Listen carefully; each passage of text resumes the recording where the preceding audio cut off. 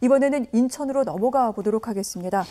이 송도에 세브란스 병원이 건립되기로 그렇게 지금 협약을 맺은 사업이 있는데 지금 미뤄지고 있습니다. 무려 14년째 지금 계속해서 연기가 되고 있는데 그런데 연세대가 이 병원 부지에 주상 복합시설을 짓기로 했다라는 얘기가 전해지고 있습니다. 상당히 논란이 뜨거운데 어떻게 된 일입니까, 소장님? 인천시가 2008년도입니다. 송도에 대학병원을 유치하기 위해서 연세대와 세브란스 병원 개원을 조건으로 해서 송도 매립지 709에 약 한 92만 제곱미터 부지를 조성원가인 50만 원에 연세대에 싸게 헐값에 매각을 했습니다. 대학병원 유치를 위해서 사실상 연세대에 특혜를 줬다 볼 수가 있는데요. 문제는 아직도 세브란스 병원이 아직도 지어지지 않고 있다는 상황입니다. 이런 상황에서 연세대가 2단계 부지의 58만 제곱미터를 또다시 조성 원가에 싸게 이제 매각하려고 한다는 점이 알려지면서 논란이 커지고 있는데요. 당초 계획과 달리 지금 대학병원이 들어오지도 않고 있는 상황에서 추가로 2단계 부지를 연세대에 싸게 매각해서 여기에다가 공동주택 내지는 주상복합 시설을 지어가지고 수익을 내겠다는 얘기입니다. 그 수익으로 다시 500병상의 세브란스 병원을 만들겠다 이렇게 당초 계획가 좀 틀어졌다라 볼 수가 있는 겁니다.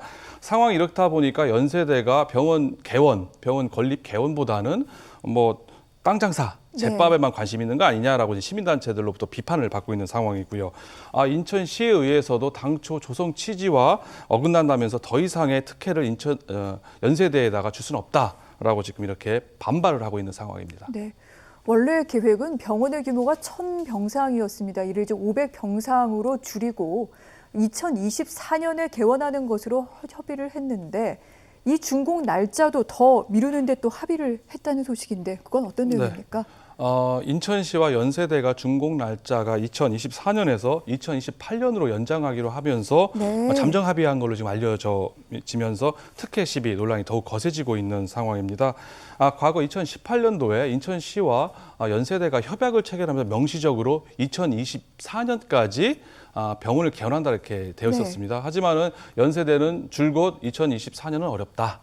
2026년도에나 개원이 가능하다라고 주장을 해왔었는데요. 이번에 인천시가 이런 연세대 요구를 들어줬다 볼 수가 있는 겁니다. 연장을 해준 겁니다. 2024년에서 2026년으로. 그런데 문제는 2026년도까지 개원하지 않았을 경우에 토지 매매 계약 해제라든지 환매권 행사를 즉시 하는 것이 아니라 2년 뒤에 하기로 이렇게 하면서 더욱 논란이 된 겁니다. 사실상 2028년까지 개원 연장을 해준 게 아니냐라고 이렇게 의혹의 눈초리를 보고 있는데요. 이렇게 될 경우에 일반적으로 바로 2026년에 개원 안 하면은 환매권을 행사하면 되거든요. 근데 왜 인천시가 이거를 그렇게 하지 않았느냐라고 하면서 인천시가 병원 유치 때문에 연세대에 너무 끌려다니는 거 아니냐. 또 연세대는 각종 특혜를 받았으면서도 병원 개원에 소극적이고 무책임하게 일관하는 거 아니냐라고 이제 비판을 받고 있습니다.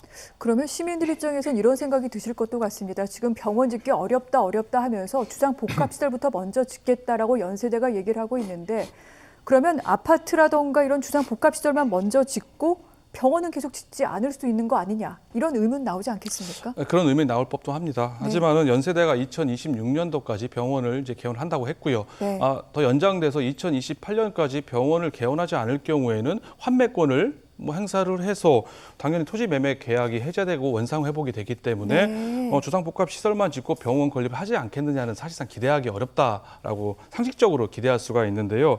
하지만 연세대가 그동안 너무 많은 신뢰를 지금 잃어버리고 있는 상황이라고 할 수가 있습니다.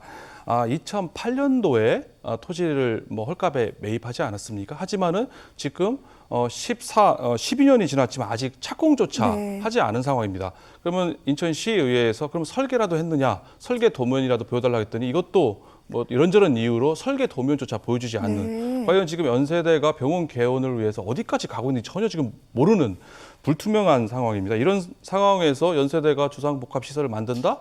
당연히 이것만 짓고 병원 개원 안 하는 건 아닐까라는 의혹의 눈초리를 볼 수밖에 없다 볼 수가 있습니다. 연세대가 병원 개원에 대한 신뢰를 이제 보여주지 않는 이상 2단계 부지에 병원을 개원하지 않고 주상복합시설부터 짓는 것은 많은 반발과 논란이 뒤따를 것으로 이렇게 예상이 되는 것도 바로 이러한 점 때문입니다. 그렇군요. 자, 이를 막기 위해서 인천시가 마련한 장치 바로 토지 환매권이 있다라고 말씀을 드렸는데 그런데 문제는 이 토지 환매권도 소용이 없을 수 있다라는 지적이 나오고 있다는 부분입니다. 어떤 내용인지 아울러 그렇다면 이 같은 부분에 대해서 인천시도 좀 대비를 해야 되는 것 아닌지 그런 생각이 드는데요. 뭐 인천시 대비를 해야 되는데요. 이런 지적은 인천시가 한 게 아니라 인천시의회에서 네. 이제 강원모 의원이 제기한 건데요. 이게 환매권을 인천시가 행사할 수 없다는 겁니다. 왜냐하면 인천시가 직접 연세대에다가 토지를 매각한 게 아닙니다.